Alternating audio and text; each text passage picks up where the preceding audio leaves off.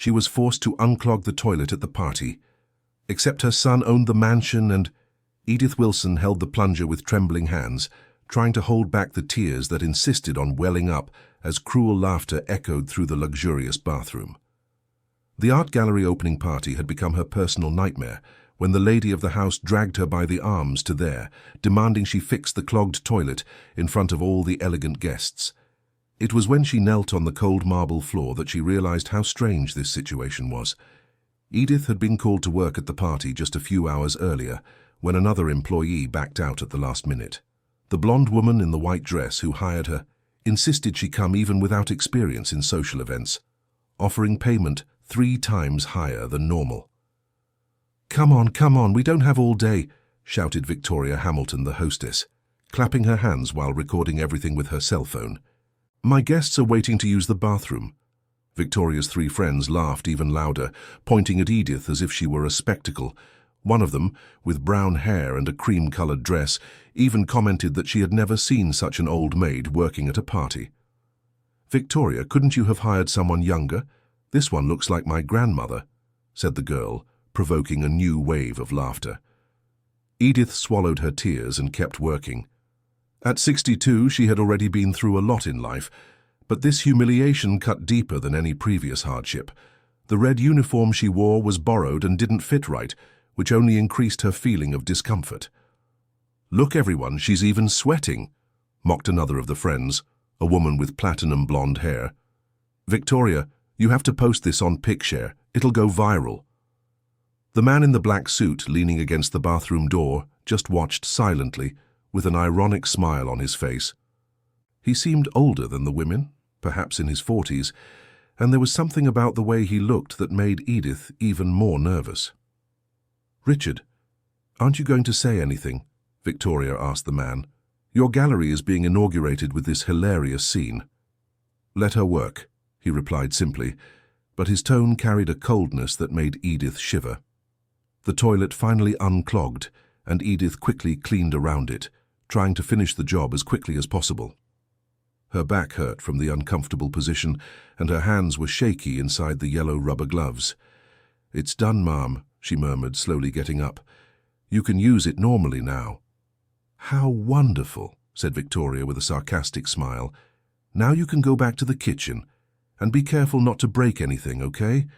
Everything here is extremely expensive." The friends laughed again, and Edith left the bathroom with her head down, carrying the plunger. She desperately needed that money. Her retirement was insufficient, and the high blood pressure medication cost a fortune. Working at parties on weekends was her only way to supplement her income. When she reached the kitchen, she found other employees whispering among themselves.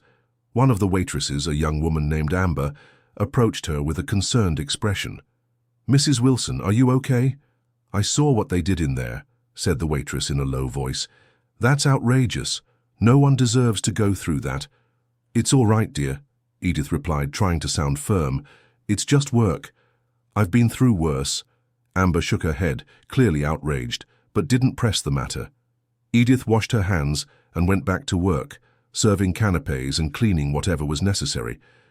The mansion was truly impressive, with artwork on the walls, imported furniture, and decor that must have cost a fortune. During her shift, she couldn't stop thinking about the strangeness of the whole situation.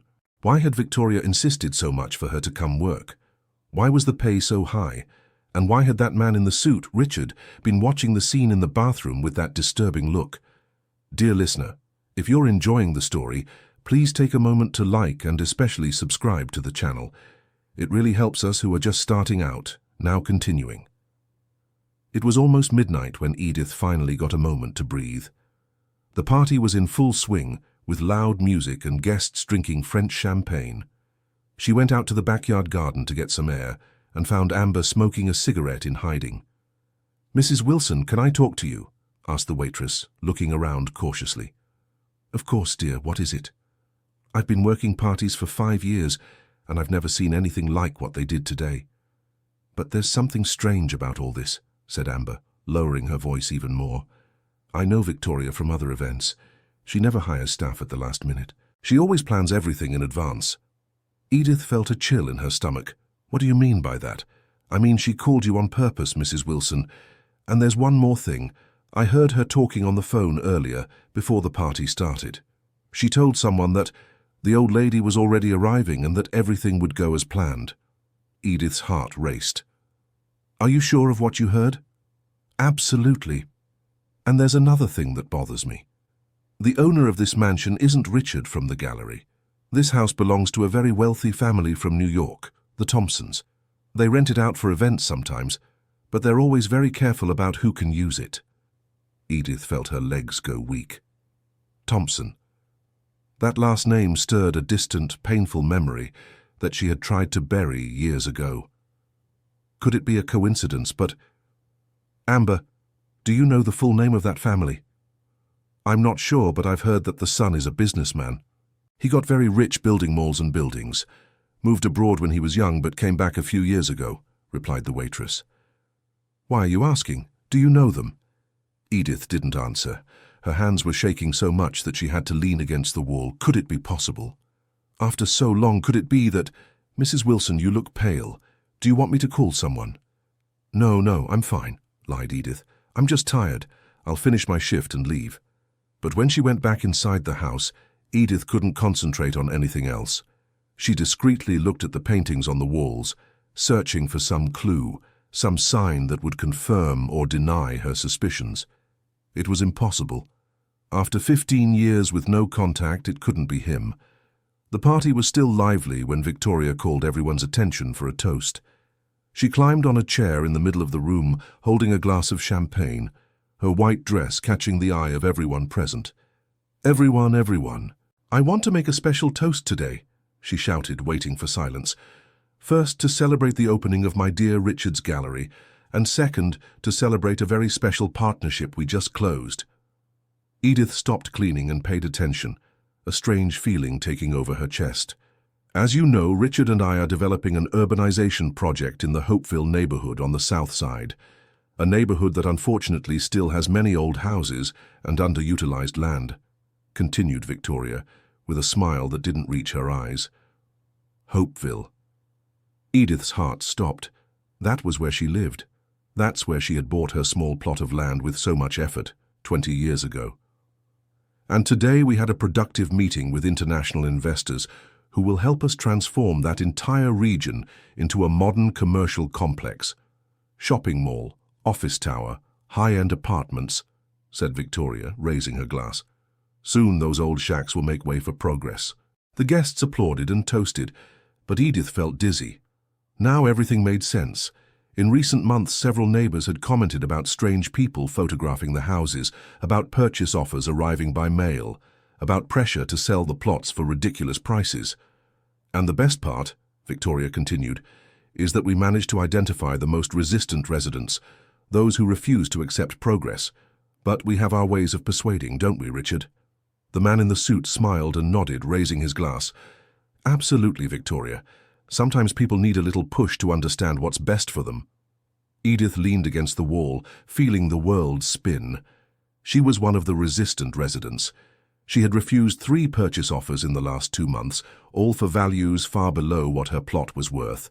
And now she was there, being humiliated in the very house of the speculators who wanted to kick her out of her home. "Amber," she called, signaling for the waitress to come closer. "I need to leave, now." "But Mrs. Wilson, the party isn't over yet. You won't receive the full payment if you leave early." "It doesn't matter," said Edith, taking off her apron. "I can't stay here another minute." She was walking toward the exit when Victoria intercepted her, grabbing her arm with unnecessary force. "Where do you think you're going, little lady?" "The service isn't over yet," said Victoria, her eyes shining with malice. "And look, what an interesting coincidence. You live in Hopeville, don't you? Blossom Street, number 47? Edith's blood ran cold. How did she know her address? "How do you know where I live?" "Well, my dear, it's no coincidence you're here today," replied Victoria, letting out a cruel laugh. "We know everything about you. Edith Wilson, born in Baltimore, widow, lives alone on a 300-square-meter plot she inherited from her husband, has been refusing our generous purchase offers." Edith tried to break free, but Victoria tightened her grip on her arm. "Let me go," she asked, her voice trembling. "Oh, but you can't leave yet. The night is just beginning," said Victoria, signaling for Richard to approach. "We have a final offer for you." Richard walked slowly toward them with that same cold smile on his lips. Up close, Edith could see that his eyes were dark, almost black, and there was a small scar on his forehead that she hadn't noticed before. "Mrs. Wilson," he said in a soft but threatening voice, "what a pleasure to meet you in person. We've already tried to do business with you through civilized means, but it seems it didn't work." "I don't want to sell my house," replied Edith, trying to keep her voice steady. "That plot is all I have." "Oh, but you don't understand," said Richard, moving closer. "It's not a matter of wanting or not. It's a matter of necessity. You see, we have ways of making people's lives complicated. Problems with the city, with water supply, with electricity. Things that can happen when someone doesn't cooperate with the development of the area." Edith felt fear take over her body, but a deep anger began to grow in her chest. She had spent her entire life working honestly, raising her son alone after her husband passed away, fighting to keep her small house. And now these two wanted to take everything from her with threats and blackmail. "You can't do this to me," she said, surprised by the firmness in her own voice. "Actually, we can," replied Victoria, finally letting go of her arm. "And today's humiliation was just the beginning.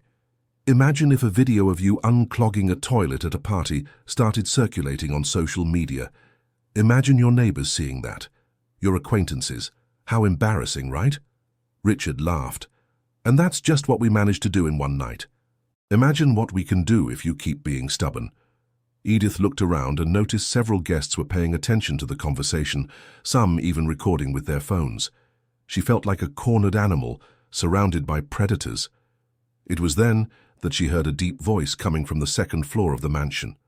"What's going on down there?" Everyone looked up. A tall man with graying hair and a navy blue suit was slowly descending the stairs.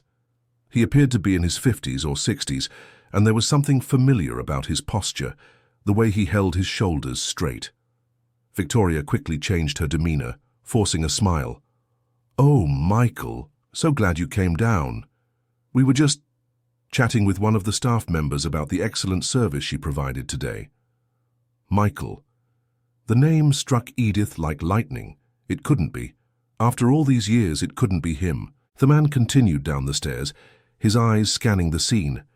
Victoria with her fake smile, Richard with his arrogant stance, the guests holding their phones, and Edith at the center of it all, in her wrinkled red uniform, her face flushed with humiliation.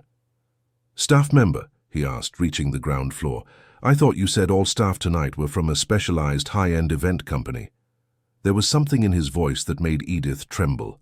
It was a tone she knew well, even after all this time, the voice of someone who demanded honest answers. "Yes, Michael," Richard replied quickly. "She was hired last minute to replace someone who didn't show up."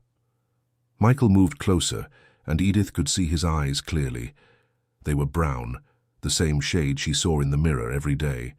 The same eyes that had once looked at her with love in the early years, and later with anger and disappointment in their final moments together.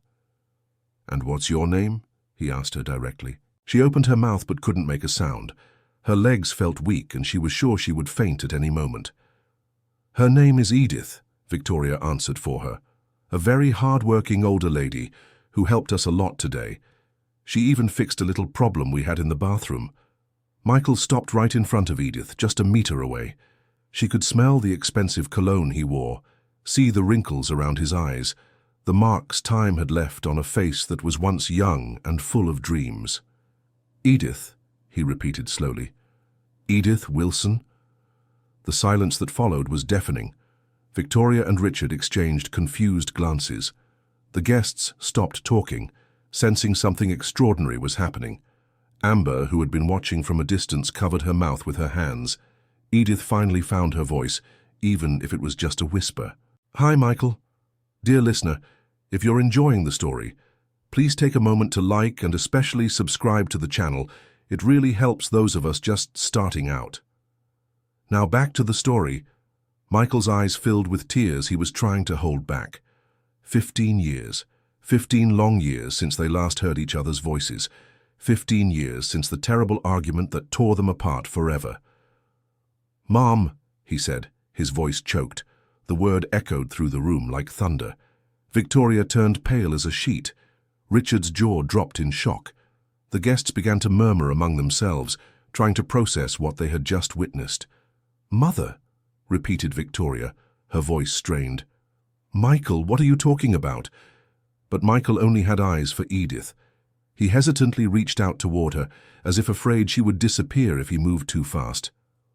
"What are you doing here?" he asked, his voice mixing surprise, pain, and something that might have been relief. Edith wiped the tears that had finally escaped. "Working, son, like I've always worked." The word son broke Michael's heart. He looked around, seeing the scene with new eyes for the first time. His mother, a 62-year-old woman, humiliated in front of strangers, being threatened by real estate speculators, wearing a borrowed uniform that didn't even fit properly. "Victoria," he said, turning to the woman in the white dress, and there was a controlled fury in his voice that made everyone step back. "You hired my mother to work here today." "Michael, I didn't know. She didn't say she was your mother," stammered Victoria, clearly panicked. "She didn't?" Michael let out a bitter laugh. "And why should she? Do you hire employees by asking about their families? Or did you know exactly who she was?" Richard tried to intervene. "Michael, man, it was all a misunderstanding. No one knew she was your mother. If we had known, we never would have—" "You never would have what, Richard?" Michael turned to him with fiery eyes. "Never would have humiliated a 60-year-old woman? Never would have forced her to clean a toilet in front of all of you like it was a show? Never would have threatened her to sell her house?" The silence in the room was deadly. Michael knew about the threats. He knew about the development project. And by the way he spoke, he wasn't just finding out at that moment. "Or is it," continued Michael, walking slowly between Victoria and Richard, "that you knew exactly who she was and thought it would be fun to mess with the mother of your majority partner?" Majority partner. The words fell like bombs in the room. Victoria and Richard looked at each other with terror in their eyes. "Michael," began Victoria, her voice trembling, "we never made the connection. I swear." "Lies," he said, pulling his phone from his pocket. "I have here all the reports you sent me about the resistant owners of Hopeville. Her name was on the list. The full address was on the list. You knew Edith Wilson was my mother from the start." Edith looked at her son with a mixture of shock and pain. "You knew they were trying to force me to sell the house." Michael closed his eyes for a moment, as if the question were a physical blow. "I found out 3 months ago, when I saw your name in the reports. That's why I came back to the United States. That's why I bought this mansion. To be near you, to protect you, even if you didn't know." "Protect?" Edith took a few steps back. "Protect me from whom? From your own partners?" "They are not my partners," replied Michael, with an anger that was clearly intensifying. "They are small-time business people I was considering for a project. But when I found out what they were doing to you, when I found out they were using intimidation tactics on the elderly, the deal was off." Victoria began to cry. "Michael, please, let me explain." "Explain what?" he shouted, finally losing control. "How you found out she was my mother and decided to hire her to humiliate her in my own house. How you filmed her cleaning a toilet to use as blackmail. How you threatened a 60-year-old lady to force her to sell the only thing she has in the world." Richard tried one last time. "Michael, you don't understand. It was all a misunderstanding." "I own this mansion," yelled Michael, making everyone jump. "I paid for this party. I know every move you made today because every inch of this house has security cameras." The silence that followed was absolute. All the guests were frozen, watching the scene as if it were a movie. "And you know what else?" Michael continued, walking toward a television screen on the wall. "I have everything recorded, every word, every laugh, every moment of humiliation you inflicted on my mother." He picked up a remote control and turned on the television. The screen filled with images of the party in real time, showing all the guests frozen in the living room. "Cloud-based security system," Michael explained, "installed 6 months ago when I bought the house. Everything that happened here today is saved on servers that neither you nor I can delete." Edith watched everything in silence, trying to process the revelations. Her son had bought that mansion. Her son was involved with the speculators who wanted her home. Her son had known for months that she was being threatened and did nothing to stop it. "Why didn't you come to me?" she asked with a voice that cut through all the anger and tension in the room. "If you knew I was being threatened, if you were so worried, why didn't you come talk to me?" Michael turned to her, and for the first time that night he seemed small, vulnerable. "Because I was afraid you wouldn't want to see me. And you preferred to let me suffer alone." "No." He moved closer to her again. "I was trying to protect you without you knowing. I was cancelling their project. I was preparing everything to make sure no one would bother you again. I was trying to take care of you from a distance." "From a distance," repeated Edith, with deep sadness in her voice. 15 years from a distance, and you think that's taking care of me?" Michael didn't answer. He knew there was no answer that could justify 15 years of silence, 15 years of wounded pride that kept them apart. "Mum," he finally said, "I know I made mistakes. I know I was too proud, too stubborn. But when I saw your name on that list, when I found out you were being threatened—" "You found out and did nothing," interrupted Edith. "You let them keep pressuring me. You let them bring me here to humiliate me. You watched me clean the toilet in your bathroom and said nothing." "I didn't know you would be here today," protested Michael. "I was in my office on the second floor working when I heard the noise. If I had known they brought you here—" "What would you have done, Fas?" asked Edith. "Sent me away so you wouldn't be embarrassed in front of your rich friends? Hidden me so no one would find out you have a poor mother who works at parties?" The question hit Michael like a punch. He looked around, seeing the guests watching everything, seeing Victoria and Richard still trembling with fear, seeing the absurd luxury of the mansion he had bought with money he earned by denying his roots. "No," he said, his voice firm. "I would have done exactly what I'm doing now. I would have shown everyone who the most important woman in my life is." He turned to the guests, speaking loudly enough for everyone to hear. "This woman's name is Edith Wilson. She is my mother. She worked 3 jobs when I was a child to pay for my education. She sold meals on the street to buy my school books. She went hungry so I could eat. She gave up everything in her life so I could have opportunities." His voice grew louder, more emotional. "And when I became rich, when I started making money, I was ashamed of her. I was ashamed of my roots. I changed my last name, made up a false story about my family, pretended I had grown up in a wealthy family to impress clients and business partners." Edith closed her eyes, feeling an old pain reopen in her chest. This was exactly what had caused their separation 15 years ago. "We argued over this," continued Michael, now looking directly at her. "She told me I was losing who I really was, said money without character was worthless, and I said horrible things. I told her she didn't understand the business world, that she was holding me back, that I needed to get rid of my past to grow." Tears were now streaming freely down Michael's face.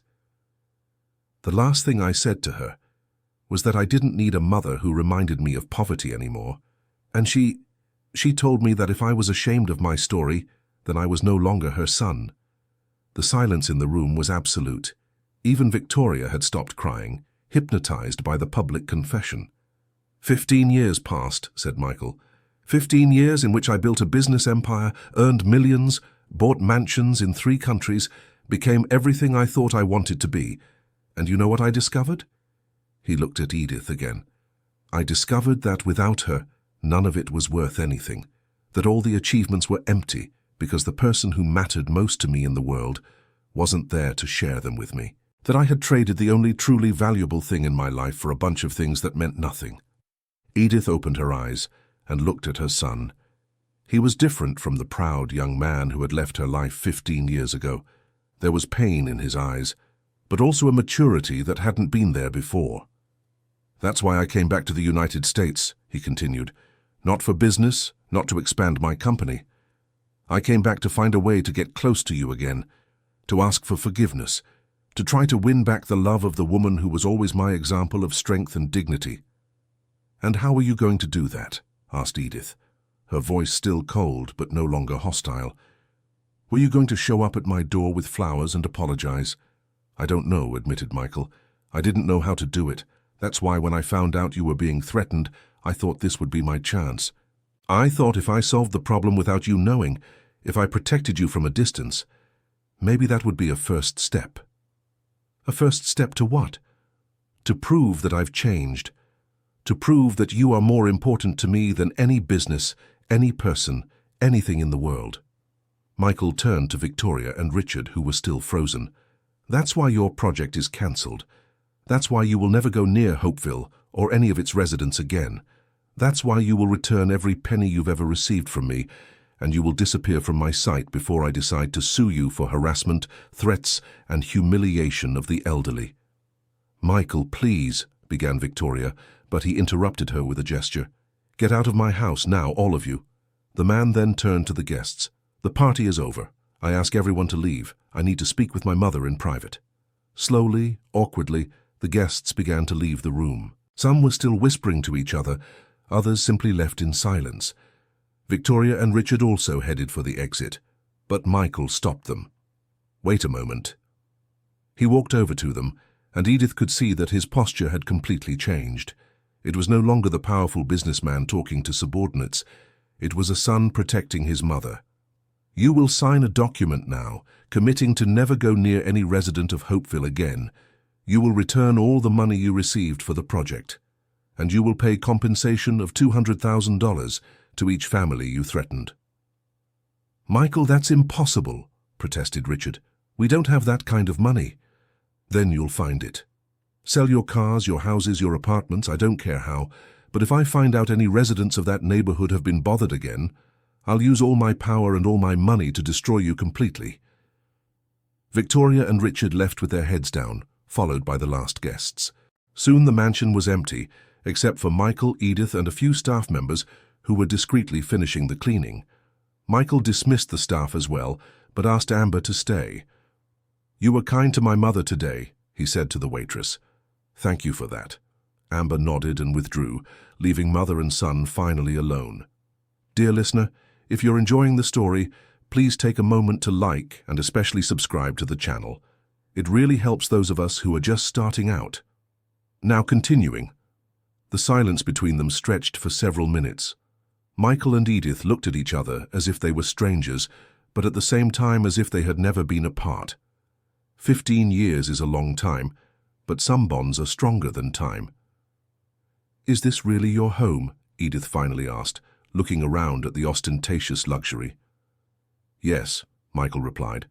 "I bought it 6 months ago when I returned to the United States, but it's not my real home." "What do you mean?" "My real home is a small apartment downtown. I bought this mansion because I thought it was what a successful person should have, but truthfully, I feel lost here. It's too big, too empty, too cold."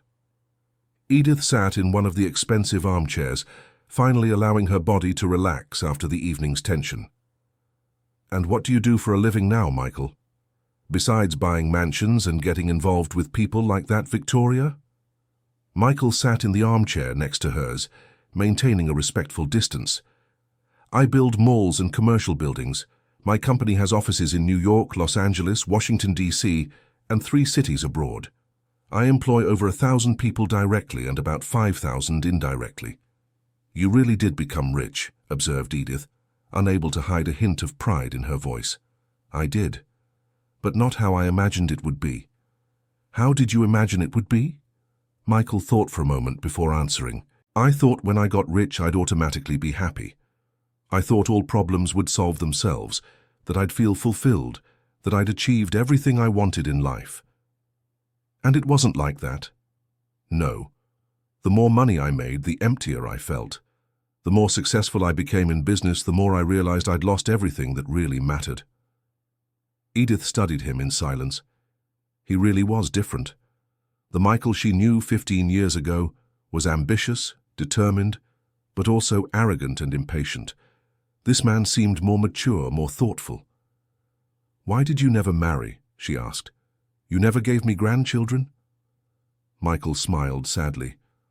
"How could I marry when I couldn't even maintain an honest relationship? All the women I met were attracted to the money, the social status, and I lied about everything, about my family, about my background, about who I really was. And they never suspected. Some did, but it was easier for everyone to pretend my invented story was true. I said my parents had died in an accident when I was a teenager, that I'd grown up with wealthy uncles, that I'd inherited the seed money to start my businesses. Edith shook her head. And how did you feel telling those lies? At first I convinced myself it was necessary, that the business world was like that everyone lied a little to impress others. But over time, the lies became bigger than me. To what point? Michael stood up and walked to the window, looking out at the illuminated garden. There was a time when I almost believed my own lies. There were moments when I forgot what our life was like when I was a child. I forgot the smell of the lunchboxes you used to make to sell. I forgot the sound of the sewing machine working late into the night. I forgot you singing softly when you thought I was asleep. His voice grew quieter. And when I remembered, I felt angry. Angry because those memories didn't fit with the person I was pretending to be. Angry because they made me feel guilty about the lies I was telling. Is that why you were so cruel to me that last day? Asked Edith. Because you were angry at your own memories. Michael turned to her, his eyes filled with remorse. I was angry at myself, but I took it out on you because it was easier to blame you than to admit I was wrong. It was easier to pretend you didn't understand my ambition than to admit I was losing my soul. And what changed? What made you realize this? Do you want to know the whole truth? Edith nodded. 2 years ago, I was at a business meeting in Chicago, one of those meetings with international business people, everyone talking about their investments, their successes, their perfect families. And one of the guys, a very wealthy American, started talking about how his mother had been crucial to his success. Michael sat back down, closer to her this time. He told how his mother had worked as a cleaner to pay for his studies. He told how she encouraged him, how she sacrificed everything for him, how even today he calls her every Sunday to thank her. And everyone at the table talked about their mothers, about how proud they were of their humble origins, about how it made them value what they had achieved even more. And you? And I lied. I made up a story about my imaginary mother, an elegant woman who had taught me about business since I was little. I spoke as if I were proud of her, as if she were an inspiration to me. Tears welled up in Michael's eyes again, and when I left that meeting, I realized I was the only liar at the table. I was the only one who didn't have the courage to tell the truth about the woman who had raised me. I was the only one who felt shame instead of pride. Was that when you decided to come back? Not immediately. First, I spent another year trying to convince myself that I was right, that my life was better without complications from the past. But I couldn't stop thinking about that meeting, about the other guys' stories about their mothers. Michael paused for a moment, as if reliving those difficult times. Until one day, I was in my apartment in Los Angeles, looking out the window, and I saw an elderly lady on the street who looked like you, same height, same way of walking, and I ran down 20 flights of stairs because the elevator was taking too long, ran down the street, got close to the woman, and it wasn't you. What did you feel? Despair. Absolute despair. I realized I had been looking for you everywhere without even knowing it. I realized that all those years of success meant nothing if I couldn't share them with the person who mattered most to me. Edith hesitantly reached out and touched her son's arm. It was the first physical contact between them in 15 years. And you came back to the United States because of me. I came back to try to win you back, to try to be your son again if you would forgive me, to try to build a relationship based on truth, not on lies. But why didn't you come straight to talk to me? Why all this play acting with the speculators, with the mansion? Michael sighed deeply. Because I was afraid you wouldn't want to see me, because I was afraid that 15 years was too long. Because I didn't know how to start a conversation after being so cruel in our farewell. So you chose to protect me from a distance. I thought if I proved I had changed, if I showed I was willing to give up profitable business deals to protect you, maybe that would be a first step. I thought if I solved your problems without you knowing, you'd be free from worries and I'd have time to figure out how to approach you again. Edith gripped his arm more firmly. Michael, you're my son. You always were, and always will be my son. Even when I was angry, even when I said you were no longer my son, I never stopped loving you." The words broke through Michael's last barriers. He knelt on the floor before his mother, resting his head on her lap like he did when he was a child. "Mom, forgive me. Forgive me for everything. For denying you. For being ashamed of our origins. For being cruel. For staying away so long." Edith ran her hand through her son's greying hair, hair that was no longer the golden curls of his boyhood, but still precious to her. "I forgive you, son.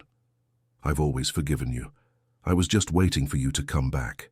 They stayed like that for long minutes, mother and son reunited after 15 years of separation, 15 years of wounded pride, 15 years of denied, but never dead love.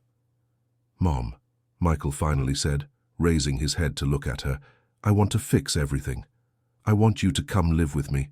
I want to take care of you like you took care of me. I want—" "Easy, son," Edith interrupted, smiling for the first time that evening. "Let's take it slow. 15 years can't be recovered in one night. You're right. But can I at least start? Can I visit you? Can I take you out to dinner? Can I learn about your life today?" "Of course you can. But there's one condition." "What?" "You'll stop pretending to be someone you're not. You'll stop denying your origins. You'll take pride in our history, our struggles, our achievements." Michael nodded vigorously. "And there's one more thing," Edith continued. "Anything. You'll use your money and your power to help other families like ours. You'll use your company to give opportunities to poor young people. You'll turn your success into something that truly makes a difference in people's lives." "I already started," Michael said, smiling. "Actually, it was one of the first things I did when I came back to the United States. I created a foundation that offers scholarships and job training for low-income youth. And you know what I called it? What? The Edith Wilson Foundation. This time it was Edith who couldn't hold back her tears. "You really did that?" "I did. And there's more. I'm turning part of my business into community cooperatives. I'm funding small businesses in underprivileged communities. I'm building community centers in neighborhoods like Hopeville. Why didn't you tell me this before?" "Because I wanted it to be a surprise. I wanted to show you I had really changed before trying to approach you again." Edith held her son's face in her hands. "Son, you don't need to prove anything to me. You never did.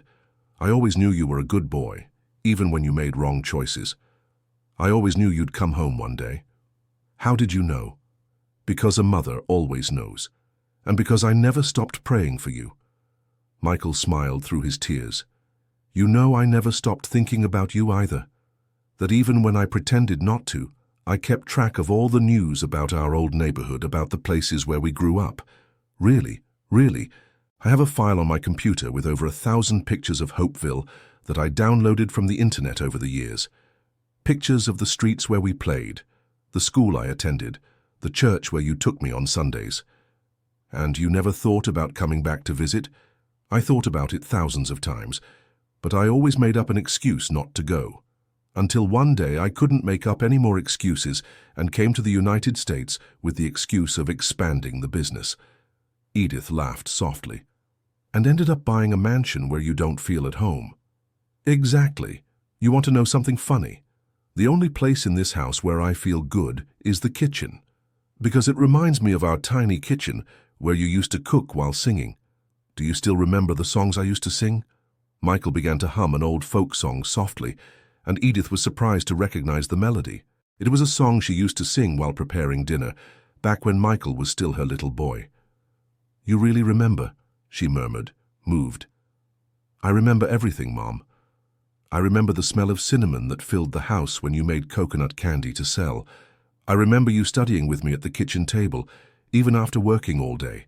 I remember you telling me stories before I went to sleep, even when you were so tired you could barely keep your eyes open. And yet you felt ashamed of all that." "I wasn't ashamed of the memories, Mom. I was ashamed of myself for not knowing how to value everything you did. I was ashamed for being too weak to defend our story when other people looked down on it." Edith nodded, finally understanding what had been going through her son's head all those years. "Michael, You want to know something? What? I was never ashamed of our life. I was never ashamed of working 3 jobs, of selling food on the street, of wearing patched-up clothes. Do you know why? Why? Because everything I did was out of love. And when you do things out of love, there's nothing to be ashamed of. Michael closed his eyes, absorbing his mother's words. It took me 15 years to understand that, he said. 15 years to realize that our story wasn't something to be ashamed of, it was something to be proud of. That you weren't an obstacle to my success, you were the reason for my success. And now that you understand, what are you going to do? Now I want to spend the rest of my life making up for lost time. I want to take care of you, like you took care of me. I want to give you everything you deserve. Michael, Edith interrupted gently. I don't need mansions or imported cars. I don't need expensive dresses or jewelry. All I ever wanted was to have my son back. And you do. Forever. I promise I will never drift away from you again. I promise I will never again deny who we are, where we come from. I promise I will honor your memory every day of my life. What memory, son? I'm still alive, laughed Edith. The memory of everything you taught me, of all the values you passed on to me, of all the love you gave me. They hugged again, a long, tight hug that tried to make up for 15 years of lost embraces. Mum, said Michael when they separated, can I ask you a question? Of course. How were you able to forgive me so easily? After everything I did, all the horrible things I said? Edith smiled, the same patient smile he remembered from childhood. Because I know who you really are, Michael. I know that underneath all that pride and all that stubbornness, you were always a good boy. I know you didn't mean it when you said those terrible things. I knew you were hurting even if you didn't want to admit it. How did you know that? Because a mother feels, son. A mother feels when her son is pretending to be strong but is broken inside. A mother feels when her son is lost, even if he seems to be in control of everything. Michael shook his head, amazed. You were always wiser than me. Not wiser, just older. And when you reach my age, you'll understand that some things are more important than others. That love is more important than pride. That family is more important than money. That forgiveness is more important than being right. I'm already understanding that now. Then you really have grown up, said Edith, touching her son's face again. Become a real man. They talked until dawn, making up for 15 years of lost conversations. Michael talked about his businesses, his travels, his successes and his failures. Edith talked about her life in Hopeville, about the neighbors, about her small garden, about the books she read at the public library. When the sun began to rise, Michael looked out the window and had an idea. Mum, do you want to see something? What? Come with me. He led her to the mansion's kitchen, a huge kitchen with professional equipment and marble countertops. Do you know what I do here every morning? What? Michael opened one of the cabinets and took out simple ingredients, flour, eggs, milk, sugar. I make pancakes, just like you taught me when I was 8 years old. Really? Really. It's the only time of day I feel at home in this house. When I'm cooking something simple, something that reminds me of you. Edith smiled, with tears in her eyes again. Then let's make them together, like we used to. And so, in the mansion's luxurious kitchen, mother and son made pancakes together for the first time in 15 years. Michael had forgotten some details of the recipe, and Edith corrected him patiently, just as she did when he was a child. No, son, you have to stir slowly, or the batter gets tough, she said, guiding his hand in the bowl. I remembered it was like that, laughed Michael. But everything feels different when you're not here to teach me. Well, now I am, and I'll teach you everything again, if you want. When the pancakes were ready, they sat at the kitchen table to eat. Michael served coffee in simple mugs, not the fine porcelain from the dining room. You know, Mum, there's something I want to propose to you. What? I want to sell this mansion. Edith stopped eating, surprised. Sell? Why? Because it's not my real home. My real home is where you are. If you'll let me, I'd like to buy a small house near yours. Nothing showy, nothing extravagant. Just a place where I can be myself. And your business, won't your clients find it strange? Let them. I'm tired of pretending to be someone I'm not. From today on, anyone who wants to do business with me will have to accept Michael Wilson, son of Mrs. Edith, raised in Hopeville. Michael Wilson? Repeated Edith. You're going back to using our last name. I already have. I changed all the company documentation last week. It's now officially Michael Wilson Enterprises. Edith stood up and hugged her son once more. I'm so proud of you, she whispered in his ear. And I'm so sorry it took me so long to come home. But you came back, that's what matters. They finished breakfast talking about plans for the future. Michael wanted to introduce his mother to all his employees. He wanted to take her to see the company headquarters. He wanted her to participate in the decisions of the foundation that bore her name. And there's something I need to tell you, he said, as they were finishing eating. What? That Hopeville project isn't stopping just because I cancelled the contract with Victoria and Richard. What do you mean? I bought all the land they were trying to acquire, including yours. Edith fell silent, processing the information. You bought my house? Not exactly. I created a housing cooperative and transferred ownership of all the land to the residents themselves. Now you're the real owners, with permanent deeds, no risk of real estate speculation. And my land? Your land is still yours, but now you have the definitive deed and a market appreciation that will guarantee your financial security for the rest of your life. Edith shook her head, impressed. You did all this in the last few months. I did, and I did more. I'm building a community center in the neighborhood with a library, health center, daycare, and vocational school, all managed by the residents themselves. Why didn't you tell me any of this when I was being threatened? Because I wanted it to be a surprise, and because I was afraid you would reject me if you knew I was trying to solve your problems. I would never reject you for trying to help me, Michael. I know that now. But back then I was still learning the difference between pride and self-respect. Edith got up and started clearing the dishes. Let me wash them, said Michael, also standing up. No, son. Today I'll wash. You've already done so much for me. Mum, I want to do much more. I want to make up for every day we were apart. You don't need to make up for anything. You just need to be present from now on. While Edith washed the dishes, Michael watched her, committing to memory every movement, every gesture, every expression. 15 years had passed, but she was still the most beautiful woman in the world to him. Mom, he said when she finished, can I take you home?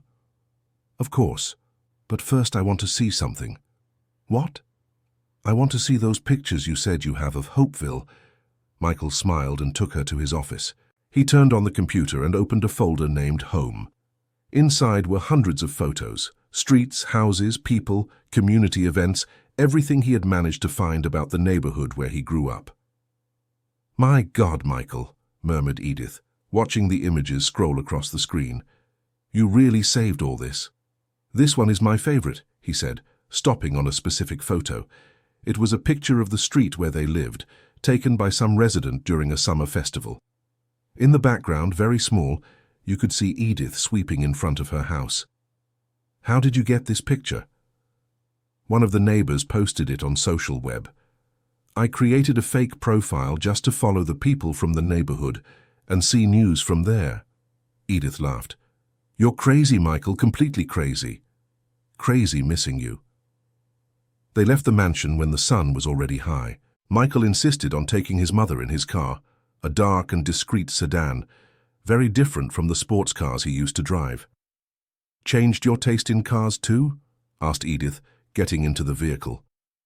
Changed my taste in many things. I realized I didn't need to impress anyone with flashy things. During the drive to Hopeville, Michael looked out the window as if he was seeing everything for the first time. In fact, it was almost that. It had been 15 years since he had set foot on those streets. It's different, he observed as they entered the neighborhood. Of course it is. 15 years is a long time.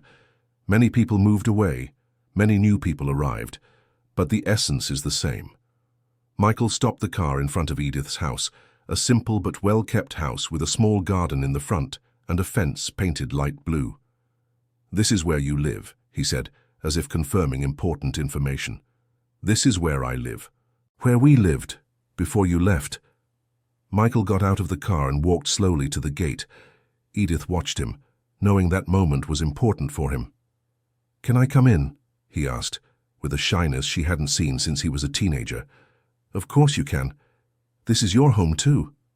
Michael pushed the gate open and walked through the small garden that Edith tended with care. There were rose bushes, jasmine, some herbs for seasoning. Everything simple, but arranged with love. "You planted all this?" he asked. "I did. I need to have something to do, right? The retirement income is small, but it's enough to get by, and tending to the garden does me good." Michael knelt beside a rose bush and gently touched one of the flowers. "I remember when you planted the first rose bush here. I must have been about 12. You said that when it bloomed, our life would get better." "And it did," said Edith. "You grew up, studied, graduated, became rich. The rose bush kept its promise, but I didn't know how to appreciate it. I didn't realize that life had already improved just by having you with me." They entered the house, and Michael was moved to recognize some furniture from the time when he still lived there. The kitchen table, the living room sofa, the bookcase with books, all a little older, a little more worn, but filled with memories. "You kept everything," he observed. "I kept what I could. I had to sell some things when money got tight, but I kept what had sentimental value."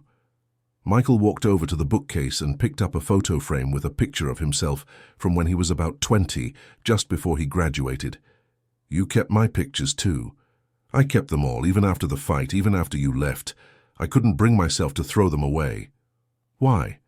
"Because you're still my son, Michael. And a mother doesn't throw away her child's memories, even when she's angry with him." Michael held the photo frame against his chest. "Can I sleep here tonight?" he asked suddenly. "Sleep here?" "Just one night, in my old room. I want to wake up tomorrow, knowing I'm truly home." Edith smiled, the same loving smile from when he was a child, and begged to stay up late. "Of course you can. Your room is still just the way you left it." Michael went up the stairs and opened the door to what had been his room for 18 years. Edith had turned the space into a small office, but the bed was still there, along with some of his books and personal items. "You didn't change a thing," he said, moved. "I changed as little as possible. I could never accept that you weren't coming back. And you were right. I came back." Michael sat on the bed where he had slept throughout his teens and young adulthood. He looked out the window facing the street and saw children playing just like he did when he was little. "You know what I missed the most?" he said to his mother, who had come up behind him. "What?" "The noise from the street, the sound of children playing, neighbors talking, life happening. In the cities I lived in the expensive apartments, everything was too quiet, too isolated." "It's always noisy here," laughed Edith. "Sometimes even too noisy. To me, it's music." Michael spent the rest of the day getting to know his mother's current life. They visited the neighbors, who remembered him as a child and were impressed to learn he had become a successful businessman. They went to the bakery where Edith bought bread every morning. They walked through the streets where he had played. "You know what I want to do?" said Michael, as they were heading home in the late afternoon. "What?" "I want to cook for you, like you always cooked for me. You know how to cook. I learned some basics, but I want to cook your recipes, the foods you made when I was a kid." In the kitchen, Michael tried to recreate the rice and beans he ate every day when he still lived there. Edith guided him, correcting the seasoning, teaching him the tricks he had forgotten. "No, son, the garlic has to brown before you add the onion. Otherwise it burns. You're right, I remember now. And the beans have to cook slowly with patience. There's no use trying to rush the process." Michael smiled. "Like life, right?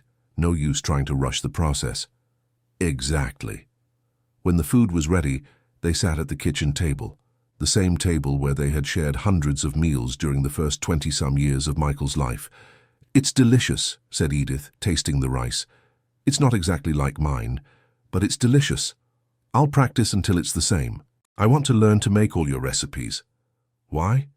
"Because when you can no longer cook, I want to cook for you. I want to take care of you like you took care of me." Edith held her son's hand on the table. "Michael, you don't owe me anything.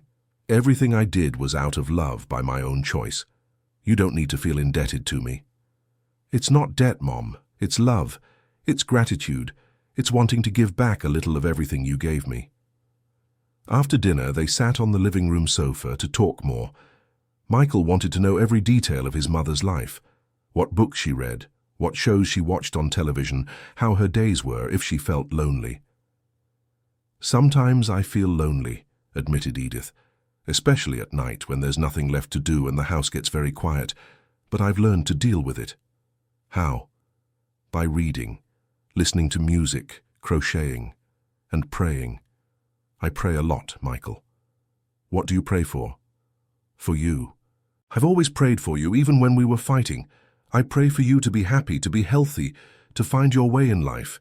Michael got emotional again. "And it worked. Your prayers worked. I found my way back home." When it was time to sleep, Michael went up to his old room. Edith had put clean sheets on the bed and left a separate towel for him. "Good night, son," she said, giving him a kiss on the forehead like she did when he was a child. "Good night, Mum. Thank you for letting me come back home. This has always been your home, Michael. It always will be." Michael lay in bed and looked at the ceiling he had looked at thousands of times during his youth. For the first time in 15 years, he felt truly at home, not in the luxurious mansion, not in the expensive apartments, but there, in that simple room, in that small house, near the woman he loved most in the world. He fell asleep listening to the sounds of the street he had forgotten so long ago. The distant bark of a dog, the rumble of a passing car, the low murmur of neighbors talking on the sidewalk. Sounds of life, sounds of community, sounds of home. The next morning, Michael woke up to the smell of coffee coming from the kitchen. He went down and found Edith preparing breakfast, exactly as she did when he still lived there. "Good morning, Mom." "Good morning, son. Did you sleep well?" "Better than I have in the last 15 years. They had coffee together, and Michael realized that was the first truly happy morning he had had in a long time. There were no urgent appointments, no important meetings, no pressure to be someone he wasn't. "Mom, can I ask you a question?" "Of course. What did you think of me last night? After everything that happened, after seeing me again, what do you think?" Edith studied him for a moment before answering. "I think you've grown up. I think you suffered, but that suffering taught you important things. I think you came back home not just physically, but emotionally too. And do you completely forgive me, even for the horrible things I said?" "Michael, I forgave you the same night you left this house. I was angry, I was sad, I was disappointed, but I never stopped loving you. And when you truly love someone, forgiveness comes naturally." "How are you so wise?" "I'm not wise, son. I'm just old. And when you get old, you realize that many of the things that seemed important when you were young actually weren't. And you realize that the things that really matter are simple: love, family, health, peace." Michael nodded, finally fully understanding the difference between being successful and being happy. "Mom, I need to go take care of some things at the company today, but can I come back for dinner?" "You can, but only if you promise one thing." "What?" "Promise me that from now on you won't disappear from my life anymore, that even when you're busy with work, even when you have problems, you'll always keep in touch with me." "I promise. In fact, I promise more than that. I promise I'll spend at least one day a week here at home. I promise I'll call you every day. I promise I'll never let pride or work be more important than you again." Edith smiled, her heart finally at peace after 15 years of worry and longing. "Then it's settled. Now go to work. I know you have a lot to take care of." Michael stood up, hugged his mother for a long time, and went out to face his new life. A life where he no longer had to pretend to be someone he wasn't, a life where he could be proud of his origins, a life where his mother was present. In the months that followed, Michael completely transformed his way of doing business. He introduced Edith to all his employees and partners, proudly telling the story of how she had fought to give him opportunities. He moved the company headquarters to a smaller, cozier building. He implemented hiring policies that prioritized young people from underprivileged communities. The Edith Wilson Foundation grew and began serving hundreds of families. The Hopeville Community Center was inaugurated with a big celebration where Edith was honored as the neighborhood's most beloved citizen. Michael sold the mansion and bought a simple house 2 blocks from Edith's. Every Sunday they had lunch together, alternating between the 2 houses. Edith taught him again all the recipes he had forgotten, and Michael learned to cook with the same patience and love she had always had. 6 months after their reunion, Michael took Edith to see the new company headquarters. On the reception wall, there was a large photo of her smiling, with a plaque that said, "Edith Wilson, the woman who taught that success without character is worthless." "You didn't have to do this," she said, moved to see the photo. "Yes, I did. I want everyone who comes in here to know whose son I am. I want them to know that everything I achieved was because an extraordinary woman believed in me when I was just a poor boy full of dreams." A year later, Michael received an Entrepreneur of the Year award for his social initiatives. In his acceptance speech, he called Edith to the stage. "This woman went hungry so I could eat," he said, his voice firm and proud. "Worked 3 jobs to pay for my studies. Gave up everything in her life so I could have opportunities. And when I became rich and famous, I was stupid enough to be ashamed of her." The audience listened in absolute silence. "It took me 15 years to learn that she wasn't an obstacle to my success. She was my success. She wasn't a reason for shame. She was a reason for pride. And today I'm here not to receive this award for my merits, but to give it back to the person who truly deserves it, my mother, Edith Wilson." He handed the trophy to Edith, who was crying with emotion. The audience rose in a standing ovation that lasted 5 minutes. That night, when they returned home, Edith placed the trophy on the living room shelf next to the old photos of Michael. "You know this award is yours, right?" she said. "You're the one who built the company. You're the one who created the social projects. You're the one who deserves the recognition." "No, Mom. The award is ours. Because everything I built was with the values you taught me, with the strength you gave me, with the example you always were to me.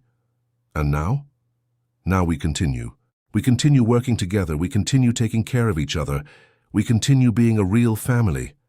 Michael looked around the simple living room, with old furniture and objects of no material value, and smiled. That was his true mansion. That was his true wealth. That was her true achievement. "Mom, can I tell you a secret?" "Of course. I'm happier now living in a simple house in Hopeville and having you close by than I was during 15 years living in luxury apartments around the world. And why do you think that is? Because I finally understood that home isn't where you have the most expensive things. Home is where the people you love the most are." Edith kissed her son's forehead, just like she used to when he was a child. "Welcome back home, Michael. Thank you for never giving up on me, Mom. A mother never gives up, son. Never." End of story. And now, dear listener, tell me what you thought of this story of reunion and forgiveness. Do you believe it's possible to rebuild a relationship after so much time apart? Have you experienced something similar in your family? Leave your honest opinion in the comments. We really want to know what you think. And if this story touched your heart, don't forget to leave your like and especially subscribe to the channel so you don't miss other emotional stories like this one.